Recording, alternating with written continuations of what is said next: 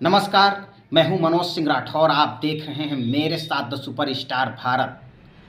किसी कवि ने सही ही कहा था कि मैं वो आईना हूं, दिखाता हूं दाग चेहरों के, इसीलिए तोड़ दिया जाता हूं। आज हम बात कर रहे हैं मुकेश चंद्राकर की। वो मुकेश चंद्राकर जो आज इस दुनिया में नहीं है। मुकेश चंद्राकर की हत्या कर दी गई है। मुकेश चंद्राकर की हत्या क्यों और कब, कहाँ, कैसे, किसने किया, ये ढेर सारी बातें बताऊंगा। वीडियो को लास्ट तक देखते रहिए।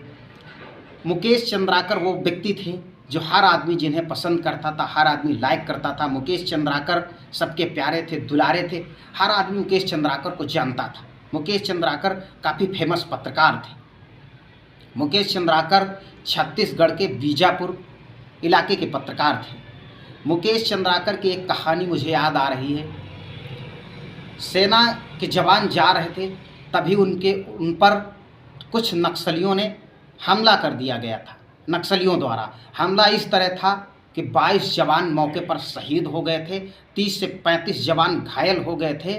राकेश्वर सिंह मिनास वो ऐसे पैरा कमांडर्स थे जिनको नक्सलियों ने बंदी बना लिया था। ये बात प्रशासन को पता चलती है। जब उनकी नींद खुलती है तो देखते हैं कि हम तो बंदी हैं। तो प्रशासन के लोग, पुलिस के लोग लगातार मेहनत करते हैं, खोजते हैं, कामयाबी नहीं मिलती है। ऐसे में मुकेश चंद्राकर वहाँ पहुँच जाते हैं। मुकेश चंद्राकर प्रशासन से कहते हैं कि साहब क्यों न हो तो एक बार हम ही कोशिश कर लेते हैं। कहने के बाद प्रशासन के लोग मान जाते हैं। मुकेश चंद्राकर तमाम जंगल गांव नक्सलियों के हर एक ठिकाने पर जाते हैं। वहां से नक्सलियों से बात करते हैं। सकुशल राकेश्वर सिंह मिनास जो कि बंदी थे। प्रशासन काफ़ी मेहनत के बाद कुछ हाथ नहीं लगता है। इसी बीच मुकेश चंद्राकर प्रशासन से कहते हैं कि क्यों ना हो सर, हम ही कोशिश करते हैं, क्या कुछ बातचीत से मामला हल हो जाता है। काफ़ी कुछ कहने के बाद प्रशासन की तरफ से उन्हें हरी झंडी दे दी जाती है कि आप जाके बात करिए। मुकेश चंद्राकर जंगल गांव जो नक्सलियों के ठिकाने थे वहां जाते हैं और नक्सलियों से बात करते हैं। सकुशल राकेश्वर सिंह मिनास को वापस लाते हैं। तो ये देखकर जनता में काफ़ी खुशी होती है। प्रशासन के लोग भी बहुत खुश हो जाते हैं कि आखिर चर्चा का विषय बन जाता है कौन है मुकेश चंद्राकर। मुकेश चंद्राकर गांव के पत्रकार हैं। मेन स्ट्रीम मीडिया में भी इनका सहयोग है, काम करते थे और जिनका छोटा सा यूट्यूब चैनल भी है। मुकेश चंद्राकर यूट्यूब पर ये तक दिखाए हैं कि नक्सली कैसे रहते हैं, जिनकी बंदूकें कैसी हैं, कहाँ रहते हैं, किस परिस्थिति में रहते हैं, कैसे रहते हैं, ये सारी ढेर सारी जानकारी उनके यूट्यूब चैनल पर है। एक बार की बात है, कई सारी ऐसी घटनाएं हैं जो मुकेश चंद्राकर पत्रकार बनाने की भयंकर प्रयास करते हैं। मुकेश चंद्राकर वास्तव मुकेश चंद्राकर इसीलिए माने जाते हैं। एक बार की बात है, पत्रकार कम ठेकेदार ज़्यादा हैं। जिनकी कोई रोड बनाया था, नक्सलियों को अच्छा नहीं लगा, रोड में भ्रष्टाचार कर लिया, इसलिए उन्हें मार देते हैं। तो उस ठेकेदार को प्रशासन और पुलिस के लोगों में हिम्मत तक नहीं जुटी कि उसका शव उसके घर तक, उनके परिजनों तक दे दिया जाए। तब उनकी पत्नी, जिसकी मौत हो गई थी, मुकेश चंद्राकर के पास जाती हैं और गुहार लगाती हैं। तो मुकेश चंद्राकर अपना पिकअप लेकर जंगल की तरफ चले जाते। जंगल गांव ढूंढने के बाद, नक्सलियों से बात करने के बाद जब उनके शव को लाते हैं, उनके परिजनों को सौंप देते हैं। आप अब अंतिम संस्कार अपने तौर तरीके से कर सकती हैं।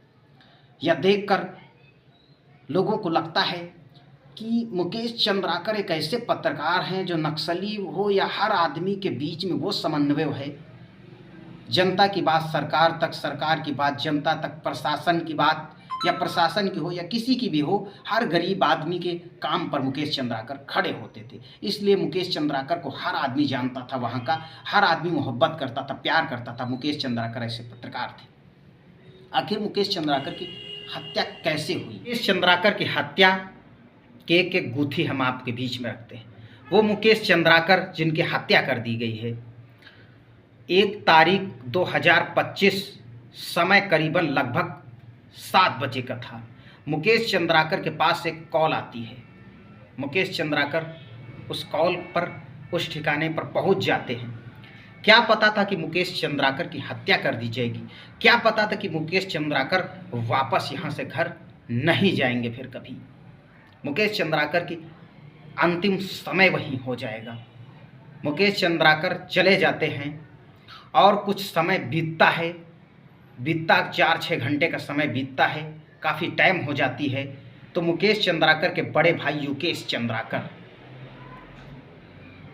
अपने दोस्तों से, उनके दोस्तों से जहाँ जहाँ हर जगह ढूंढते हैं, खोजते हैं, रिश्तेदारी नातेदारी जहाँ जहाँ भी वो फ़ोन लगा सकते थे, भसकर प्रयास किया।